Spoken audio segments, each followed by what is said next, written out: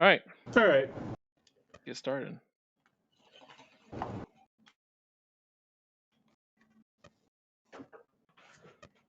All right, and we're live. Hey, everybody, welcome to the Multiverse Show Season 5, Episode 2. Thank you guys for tuning in. First off, we got to do our introductions. We have returning from his prestige status from all the way over at the lordsofgaming.net. We have Mr. Nicholas Downey, a.k.a. Undead3XVI. How you doing, sir?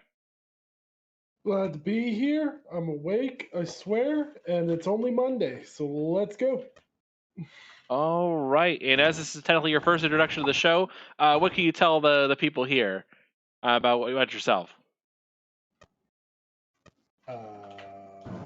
I am way too high on marijuana. You need to prompt me here. I am. Tell us about what you do. What do you enjoy doing? Well, I answered the first question right off the bat there. Rather brilliantly. Okay. So favorite video games? Yeah, video games. Video games. I really like video games. I'm playing Hitman 3 right now, which is probably one of my favorite games that I've played in the past 5 years.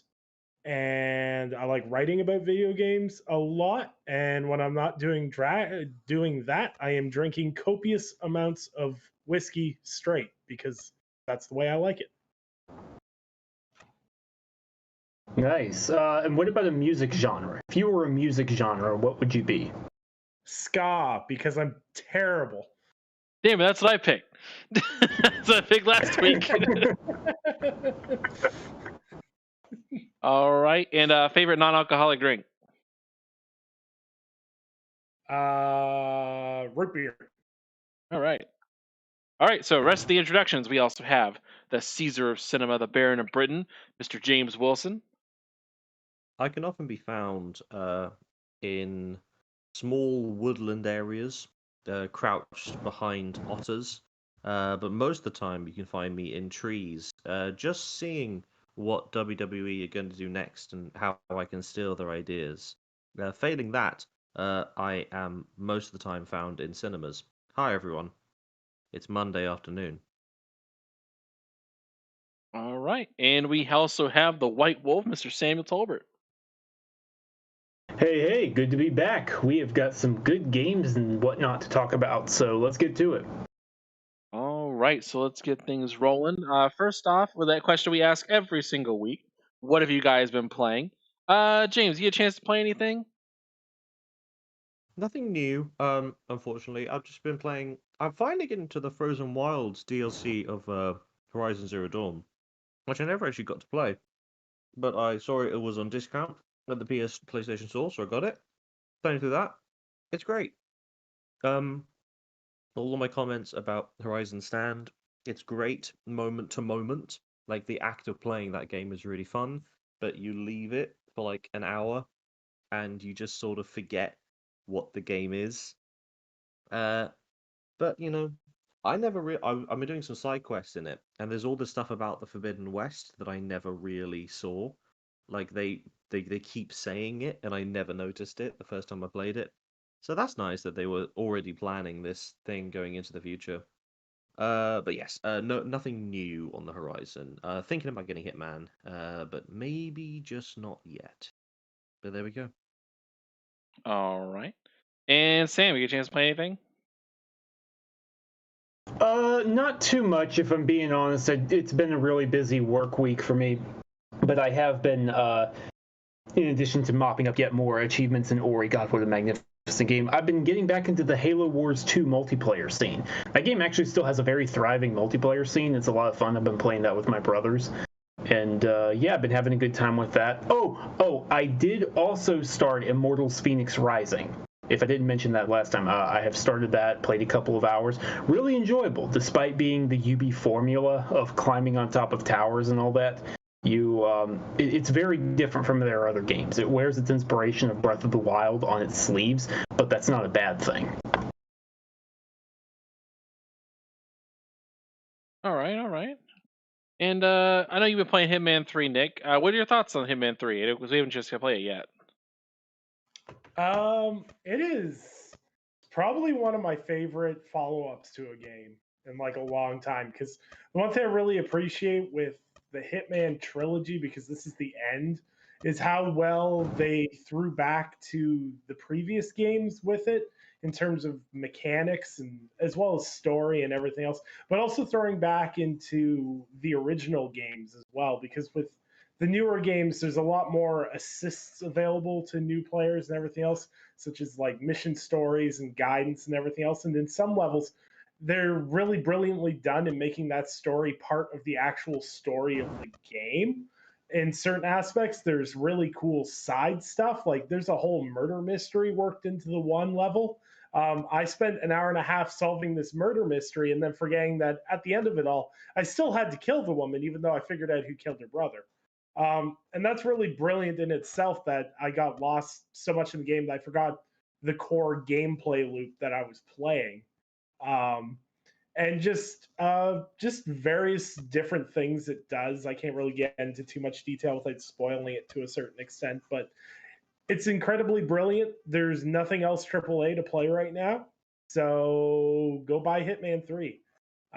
It'll give you a good precursor into what IO Interactive's James Bond is going to be like, because there's a lot of stuff they do in here that is very less Hitman and more 007, and it's brilliant, and more people need to play it. All right. All right. So let's kind of books into here so you get James Bond.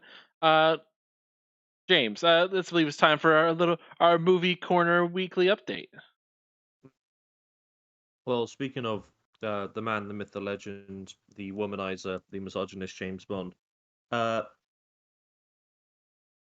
James Bond, No Time to Die, along with A Quiet Place 2 and Edgar Wright's new movie and other stuff, surprise, surprise, it's been delayed. No one knows why, apart from everyone, because it's the world that we live in nowadays. It's just, I mean, it's a sad time, movie news, because all it is just, hey, this film's been delayed. Oh, it's been delayed more. It's been delayed even more. You know, we should have been watching all of these films by now, and it's annoying that they're not here. But there is little that we can do about this. We can just try and keep excited for things. There is little, like, huge breaking movie news. The only thing that I think that's worth mentioning, and just keeping an eye on for the future, is stuff that Netflix are doing. Specifically, there's a thing called The Formula, which is a new Netflix movie that's going to be coming out. Can't remember when, but it's starring John Boyega and Robert De Niro, and it's about a Formula One driver who sort of gets disgraced and has to take jobs as a getaway driver. And I love that premise. I am completely sold on that premise. It's being directed by Gerard McMurray, who directed the first Purge. And so there we go. That is a film that I think I'm excited for. And John Boyega, lovely to see him doing things. Big activist, just a all-around good guy. No one has bad things to say about John Boyega. And De Niro is De Niro. But if we're talking about the biggest news of the week, undoubtedly, it is the trailer for Godzilla vs. Kong. I would like to start and say that I think this film actually looks pretty dull. I know it's contrary to what a lot of people are saying online. People are picking their sides, thinking it's going to be a great battle. And I just think people are forgetting how boring the last movie was. I know that Michael is not here and is a big fan of the last movie. I literally fell asleep watching it with mates in the cinema. So there we go. Sure. Go enjoy this movie. Try and enjoy this movie that's supposed to be watched on an IMAX screen with a beer and popcorn, and you're watching it in your house. You try and enjoy it. I dare you. Sorry to be a downer, everyone. All right. So yeah, man, I watched that trailer. I was so pumped for it. Like it's the only downside about that movie is that it really is built for an IMAX experience, and we're just not gonna get that. Vast majority of people are not gonna be able to experience it that way, and that's gonna suck. But man, I really don't care. I just want to see this movie.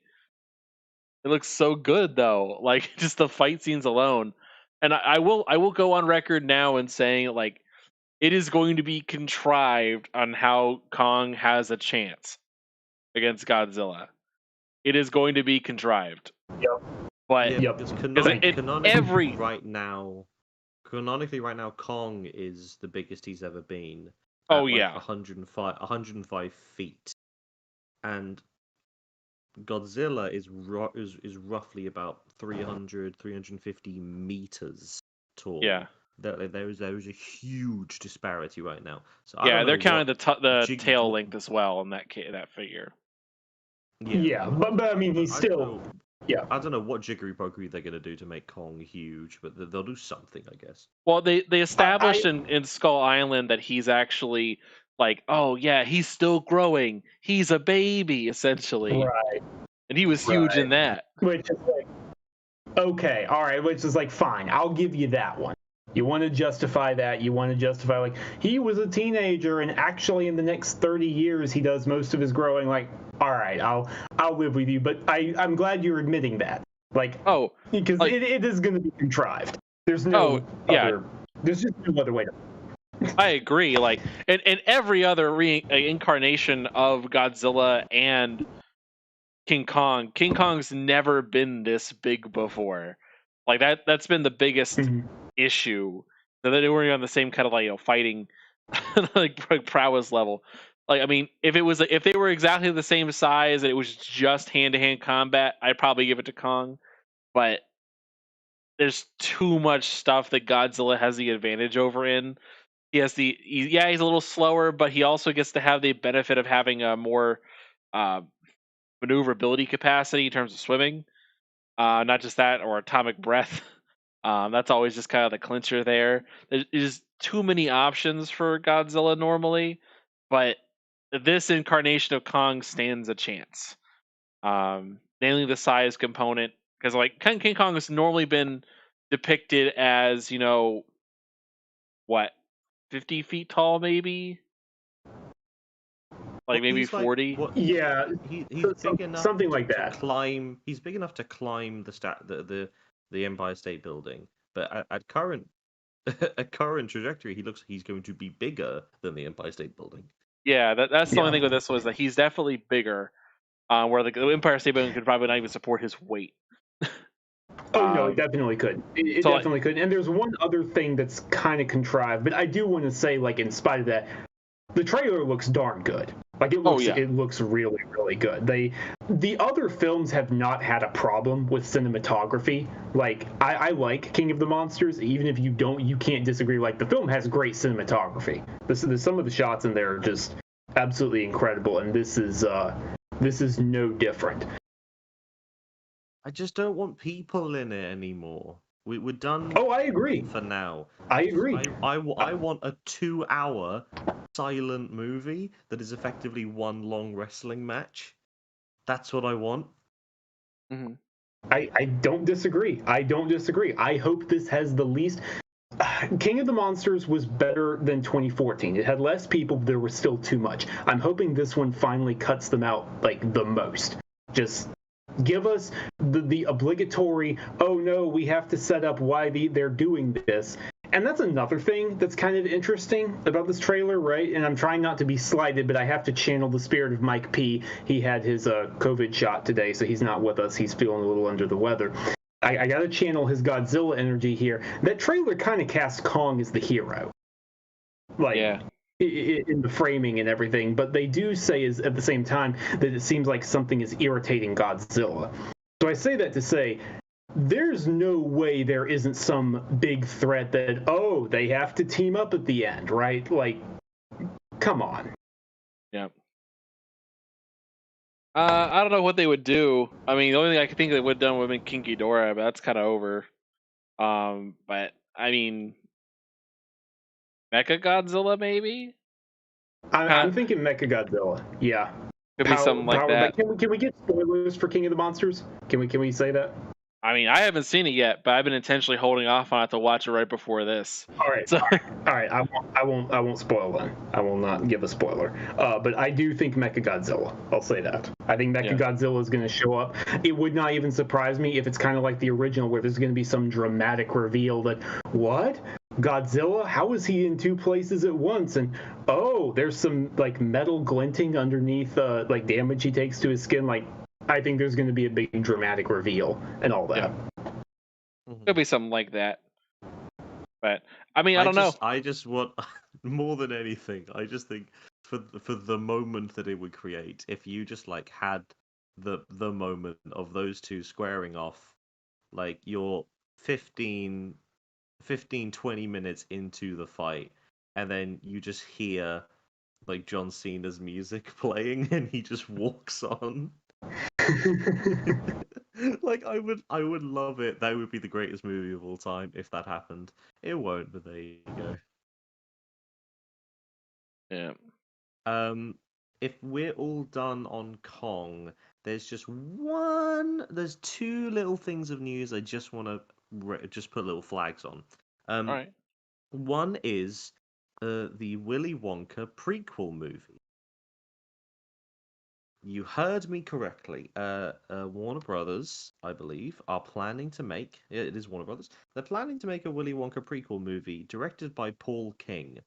Now, Paul King, to those who don't know, he did the Paddington movies, and is also one of the co-creators of the brilliant Horrible History series and also Ghosts. So, in Paul King, I trust, because Paddington and Paddington 2 are two of the best films of the past decade, straight up. But also, the Willy Wonka prequel movie sounds horrible. We will see what happens. But news that happened today, in fact, is that there will be a Harry Potter TV series of some kind. That is literally all the news we have about that. We don't know when it's set. We don't know what the tone is going to be. We don't know what kind of show it's going to be. We don't know if it's going to be half hours, 45 minutes, 60 minutes, mini series. Truly nothing. We just know that there is a concrete plan to make a Harry Potter television series. That's it. And it's going to be within the HBO Warner family. There we go. That is all the film and movie news. All right, one last thing about that. If you had to guess about what they would do, what would you guess the setting would be? Oh, I mean, God. Oh, this is because I'm the resident Potter expert. Oh, it could be anybody. I'm asking the group.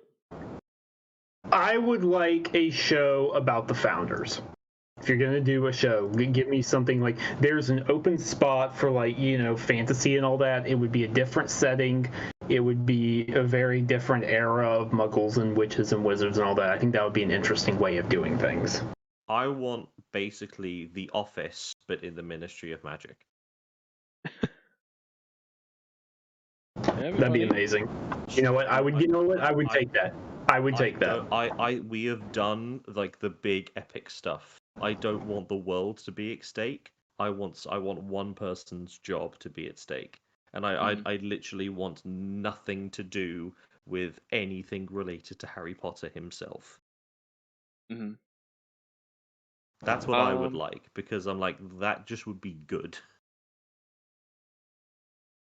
I think what they could do is they could do it like Gotham, where it's like a prequel everything leading up to Harry itself, or Harry himself rather, where it's like, oh yeah, like this is the weird in between period of his parents' death and the 10 years before he gets accepted.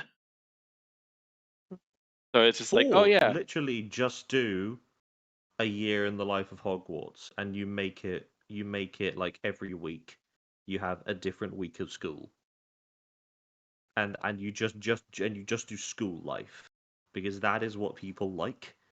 That is the headcanon that people have on Tumblr and fanfiction.net. Like, other than the sex stuff, it is just people at school doing school things. Yep. Degrassi, Harry Potter edition.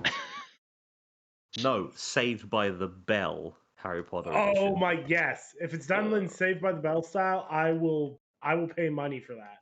Like, I don't want Hogwarts Riverdale. No. I don't want sexy Hogwarts. I want low stakes. That I want the highest stake to be like the grade that they're gonna get, and I want a montage of them studying through the night. Like that's what I want, because Hogwarts is such an interesting place. That'd be cool. We have on screen we have seen like the most boring stories about it. Yeah. I would be okay with that. I think the Definitely. smart move for them would probably do like a unofficial sequel kind of thing. Basically, like, okay, pick it up immediately after, like, oh yeah, Harry's kid is going off to school, or like something like that, and then just have it so you could have cameos of all the actors showing up at random intervals, like to reprise their roles, because they're almost the age they're supposed to be anyway. If you involve Harry's kids, you have to do the Cursed Child, and I just want to stay away from that. It's That's a basically good just point. fan fiction, well, sanctioned fan fiction. Exactly, but I doubt they'll do that. I doubt they're gonna touch. Well, they could I jump seriously forward do. in time and just kind of not even mention it.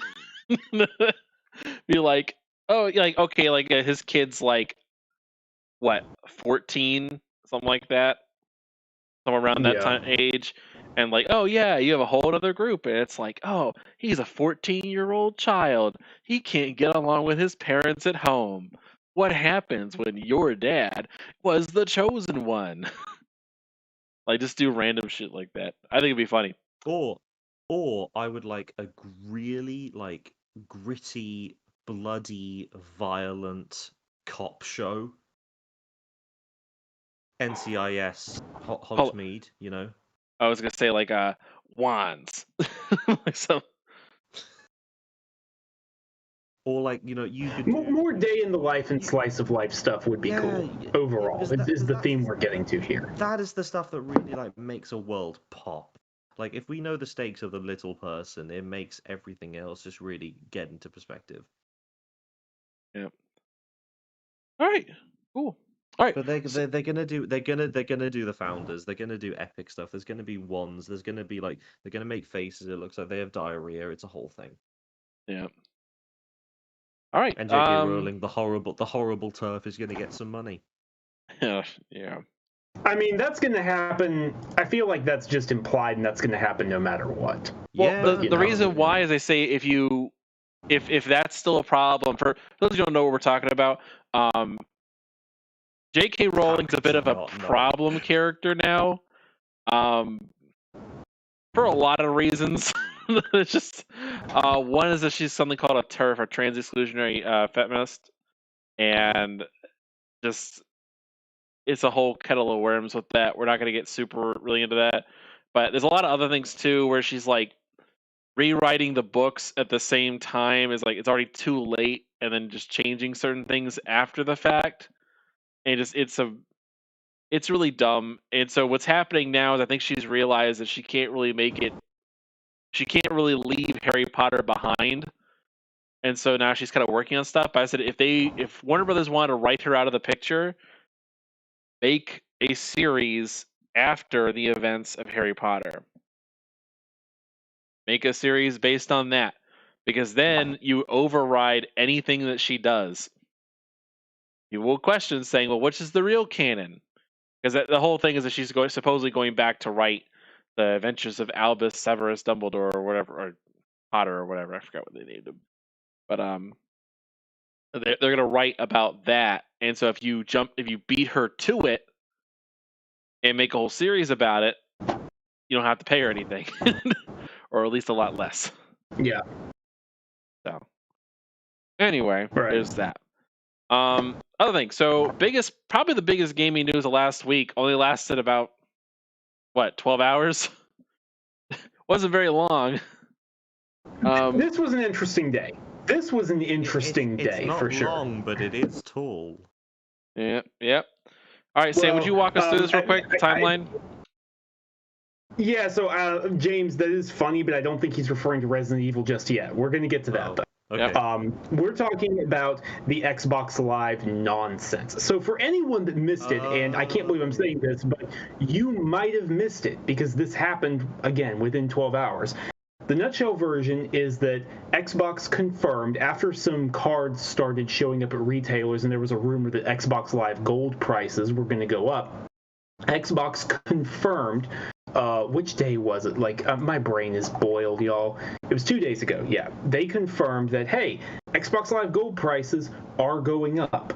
And we believe, just the general corporate BS of we're reevaluating our strategy and the value we offer you and keeping up with the changing times. You know that. It's corporate copy designed to persuade you over. I'm not going to repeat it, but that's the gist of it. And the nutshell was that if it was month to month, it was basically staying the same. It was only a $1 increase. But the 3-month was going up to $30, and then the 6-month was going up to $60 with no 12-month option.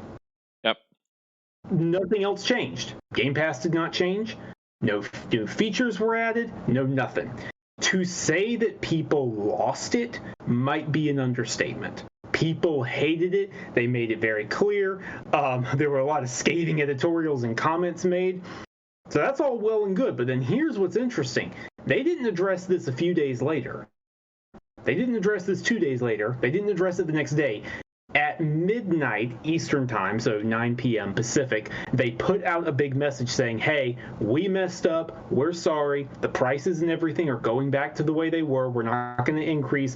And on top of that, we're going to use this as an opportunity. Free-to-play games will now truly be free-to-play. Now, a little bit of an explanation is necessary here. Xbox Live is the only service on which you have to pay to play free-to-play games online, like Fortnite, Call of Duty Warzone. There's a few others, I'm sure. Those are like the two big ones that pop into my head. I think Elder Scrolls Online, but don't quote me on that one. Not sure about that one. Definitely the other two.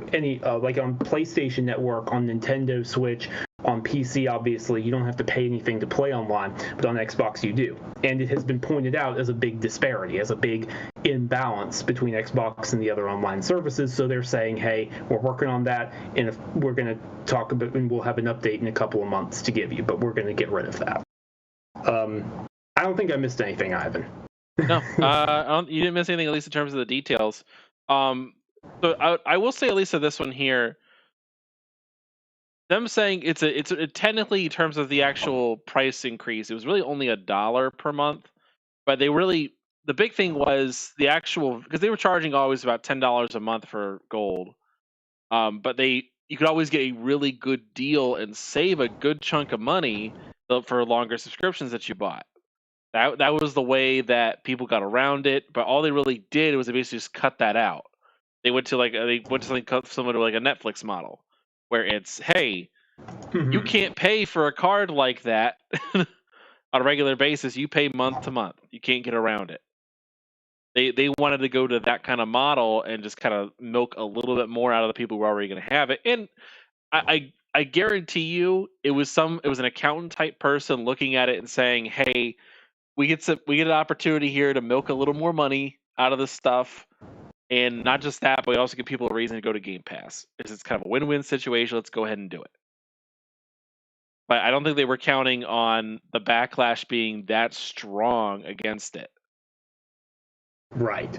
Yeah. It's very clearly a case, and if anyone else has input that they'd like to give, please do. But it seems to me it's very clearly a case of where the data consultants and the people in suits going, well, the chart says we're the ones who won out in a conversation. It's very clearly what it was. And then I have this weird feeling that, there were a lot of people actually on the Xbox team grumbling, I told you so, once the backlash happened. Yeah. I think the main key thing too was that but you look at the media, what the media press did at the same time. If the Xbox PR team basically didn't even address it, like at all, like almost down to like the minute. Major Nelson had just posted the games for gold group, like, oh yeah, here's the new games for gold, and just basically ignored it. Right. And like you didn't see Aaron, you didn't see Phil or anybody tweet during this time or anything. Nobody acknowledged it whatsoever. Which, if this was a plan that they agreed with, they would have said something about it. But they didn't. Like, obviously, they did not. So yeah, to me, it comes off as they they had to make a call. They chose what they had to do, and now that whoever decision it was lost that decision, things are gonna go back to normal, and now I think they're just not gonna question anything. Because I think it's pretty clear that the head Xbox guys did not really have. This was not their idea. Yeah, or at least some of them. But yeah, so that's been taken care of. It'll be interesting to see what else happens, since clearly Microsoft wants the people on Gold to go over to Game Pass Ultimate. I mean, that's clear. It's painfully obvious, so it'll be interesting to see how they change that moving forward. Mm.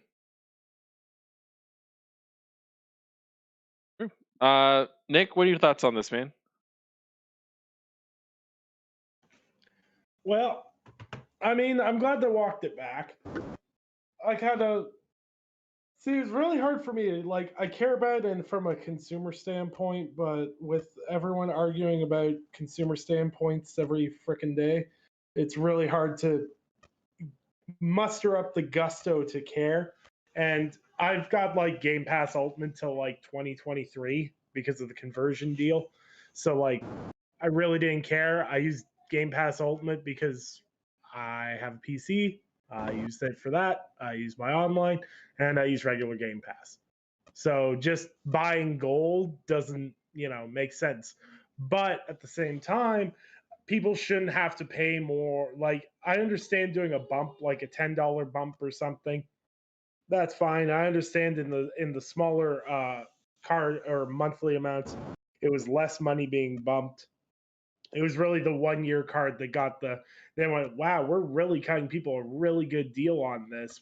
We should probably stop that.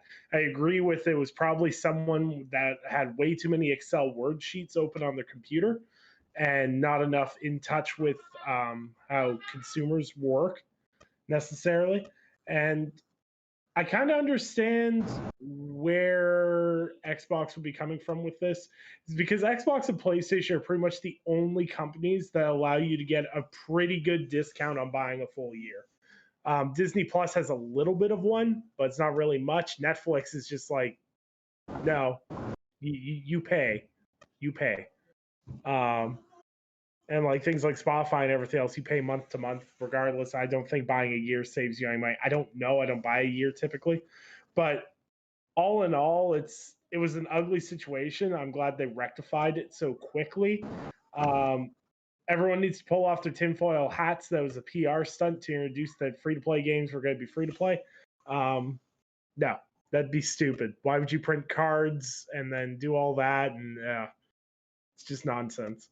But all in all, things remain the same for now, and I wonder how long before they try to do it again. And I'm kind of glad this ate dirt. I saw a lot of people celebrating because, my favorite brand, blah, blah, blah, nonsense. But if Microsoft had gotten away with $120 for Xbox Live Gold, you damn well know Sony would have followed suit with PlayStation Plus because they could justify it. And that's the kind of competition you don't want. You don't want companies paving the way and people laying down and going, yeah, that's fine, and then everyone else follows suit.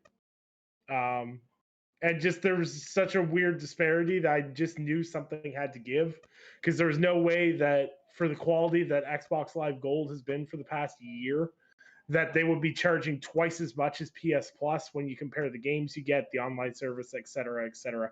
There's so much disparity between the two that it literally made no sense whatsoever.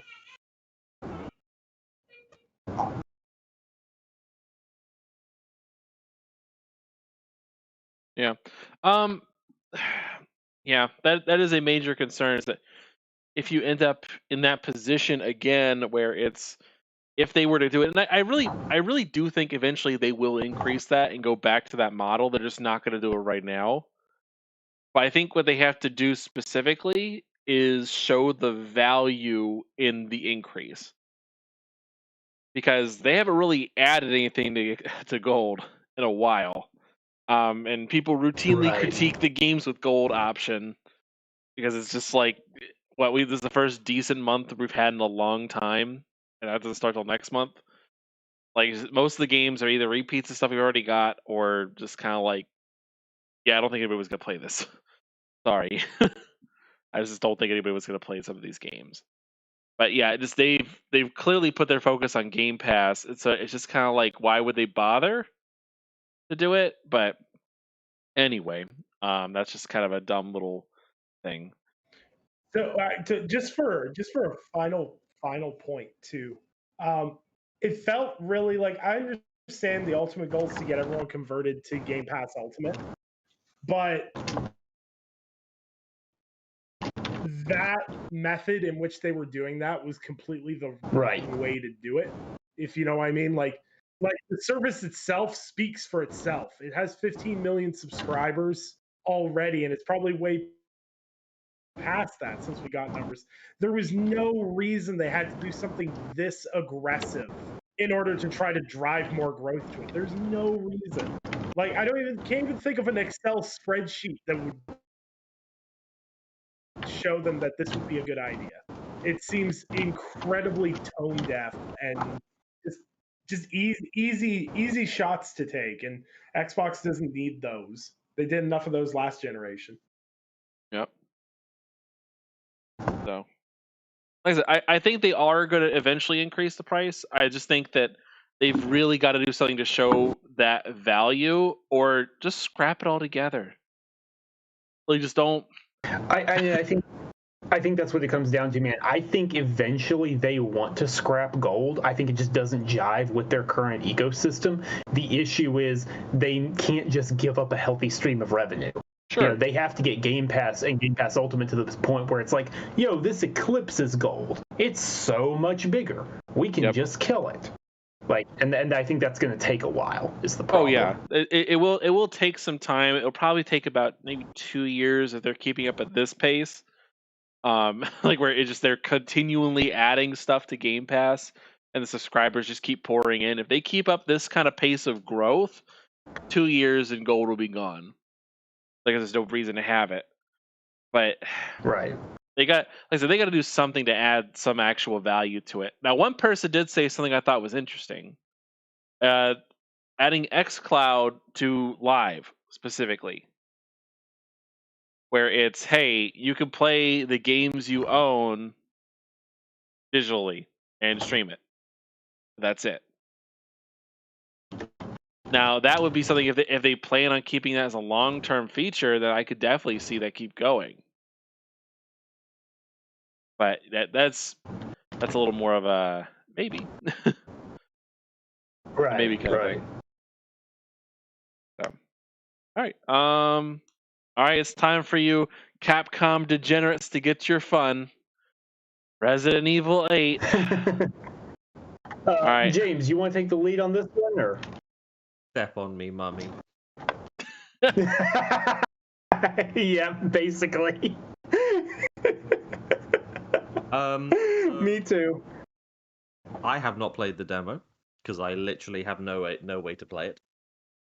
But yeah, we got some new information and a new trailer and some gameplay from Resident Evil 8. Also, they're just calling it Resident Evil Village, so they're abandoning the numbers despite hiding them in the title. They're probably doing that. They're doing the gaming thing of like you have a title instead of a number to encourage new players to play. Good for them. Yes. So, new information. What is the new information that we have with this? Sam, why don't you leave, and then I can give occasional pithy comments. Okay, all right. So I'll give the long and short of it is we now have a release date. It's May 7th, so not too bad. I was worried that this game was going to end up pushed to August due to COVID. Knock on wood, that doesn't seem to be the case. So May, I'm down for a May release date. Capcom has said that they were able to figure out how to do last-gen versions. So PS4 and Xbox One versions will be happening after all. I have this weird feeling they're going to be rough, and I wouldn't recommend playing it on those versions. But, you know, if you are unable to get... Go ahead. Did they also say that if you buy it on PlayStation, if you buy it on current last gen, you will get a free upgrade to current gen? That's right? Yes, yeah, they support free upgrades on both. So Yep, and you buy one copy, you're good to staying go. at 60 too. So they're staying at $60. They're not doing the $10. Right. They are, yeah, they've actually previously said that they're evaluating it in the future, but like for now, they're staying at 60. They're not raising the prices yet. So that's good. The game looks fantastic. We got to see more of, the Gothic castle, the werewolves. There's like these goat men. There's sword-wielding ghouls wearing like pieces of armor. There's a dungeon. It looks great. It just looks so great. But let's be real, that's not what people focused on. What people focused on is the fact that the big, perhaps not the end game villain, but like the big villain that they are focused. It's not just her. It's her minions as well. Oh, I know. I'll get to that, James. I'll get to that. I promise. The big villain that was briefly glimpsed beforehand, but we hadn't seen a ton of her. Her name is, let me see if I can pronounce this right. Lady Dimitrescu. Trescu. Okay, Lady Dimitrescu is her name, and she's about 8.5 feet tall, classically dressed, Gothic dress, well endowed, and appears to be just this giant, tall vampire lady. The internet has gone berserk. Yeah, I mean, first of all, yes. Just yes. Yeah, absolutely. This is just a big old pile of yes. And also like the bat people, the bat minions that she has. Also, they haven't said the word vampire yet.